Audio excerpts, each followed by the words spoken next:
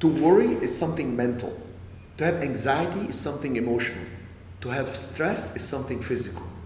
You can become your own best advisor if you give yourself distance and act as if you're advising someone else.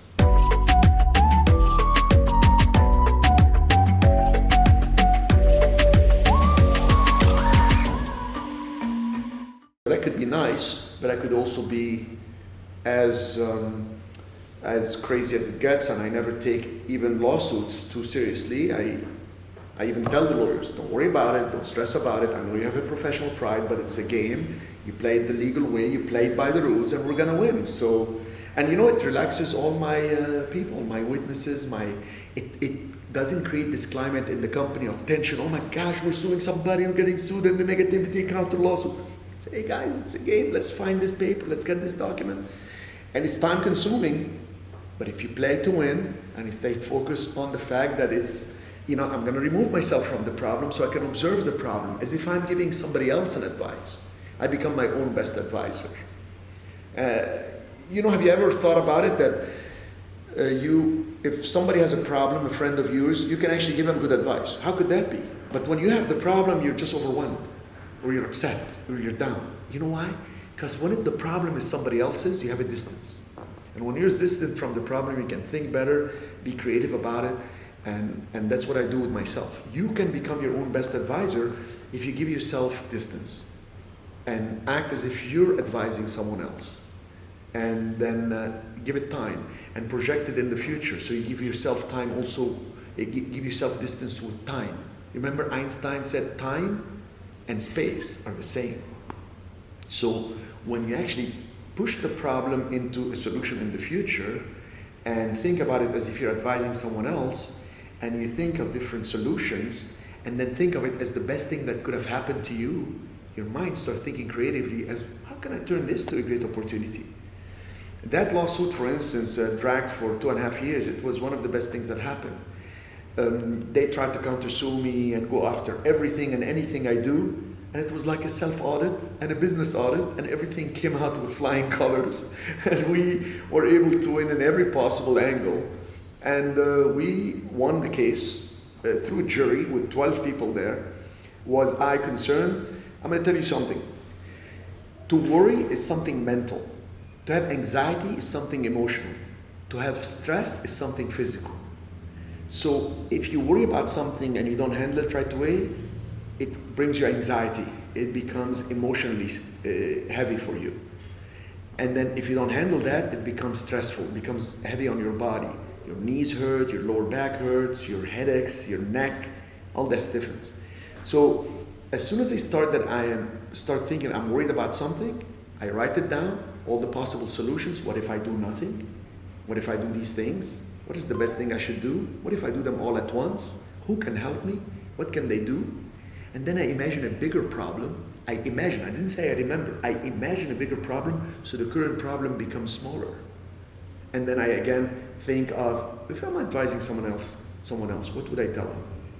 And what would I need the outcome to be in the future? I give it a distance, I step back, and now I can act, and it becomes a game again. So it's all creativity to go from the physical world and universe that we deal in with facts and figures and problems to a spiritual universe where you're on top of things with creativity, with possibilities and potential. And that's what keeps the game alive and makes you not worry, not get anxious, and not stress. Would you attribute that to just doing business with integrity? Absolutely. The truth shall set us free. So I think always, what's the shortest answer to say the truth? You see, there is stuff you need to explain, but what is the truth? Here is the truth. Because truth will come out. And when you are truthful, you're congruent. What you think, what you feel, what you say, what you do are aligned. So it comes across. Very powerful. Human beings are good. The nature of a human person is good, as evidenced by the fact that he who steals, cheats, or lies does not pass a lie detector. Why? Because they want to be good, so when they're lying, it's incongruent with their nature, so it reflects on the lie detector. How much more powerful is that? So I say to myself, what if I'm being filmed right now? What if I'm being audio taped right now? What would I say? I have to say it the right way. It keeps me in check. You know, ethics, you don't expect ethics from others, you enforce ethics. You say, show it to me. So I like to show it, I'm very transparent, I like that, and that's what helped me win cases, and that's what helped me develop the best asset protection in the country. I can stand against anybody and can show you the asset protection program we have that has been running for many years, and we have hundreds of students with it. Most powerful, successful program, and it's done with integrity, it's according to the law, and it's exactly what you need to do with the least amount of hassles and complication. What's your advice to be self-aware, emotionally, not necessarily detach completely, Yes. but create enough distance to give themselves that advice that they would give Very to a good friend? point. So when the problem is overwhelming, some people give in, I mean, they want to commit suicide or something. One of the best ways to handle the problem is think of what's happening is happening not to me, but for me.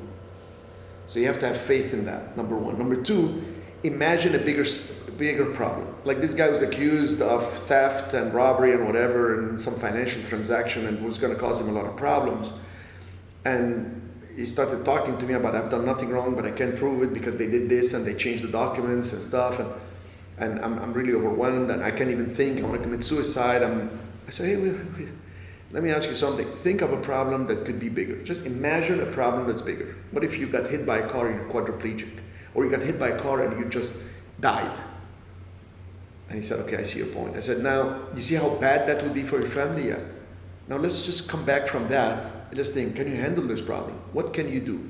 What if you do nothing? What all the things can you do now? Who can help you? How can you exchange value with those who can help you so they can actually have very big interest in helping you, whether it's an attorney that you have to pay or somebody who's been through the same situation and handled it, etc., etc. Now, what do you want to see in the future?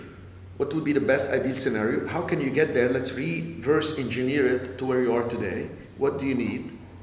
Who were the witnesses and this and this? And once he started looking at all this, he realized there are many solutions and it's not the end of the world. And then what's the worst that can happen? You're still alive. Think positive and do this. And after a while, the case resolved itself by saying that, hey, this was not they could not prove this against him and this, and next thing you know, the whole case got dismissed.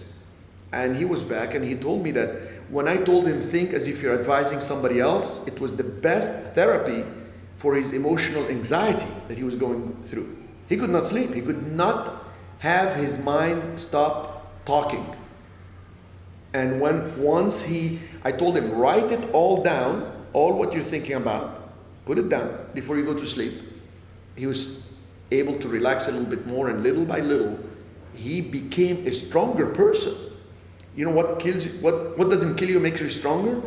I mean, emotionally, the same thing. What doesn't kill you emotionally make you stronger? But don't let that past event now become such a phobia that now anytime you hear something, you have a reaction.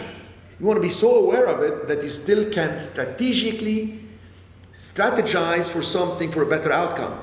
Not now somebody tells you, I'm going to sue you, and you go crazy. Oh my gosh, I don't want to go through that again. Now you're reacting. You want to respond or strategize. You want to take your game to the highest possible level and learn from what's happening to you.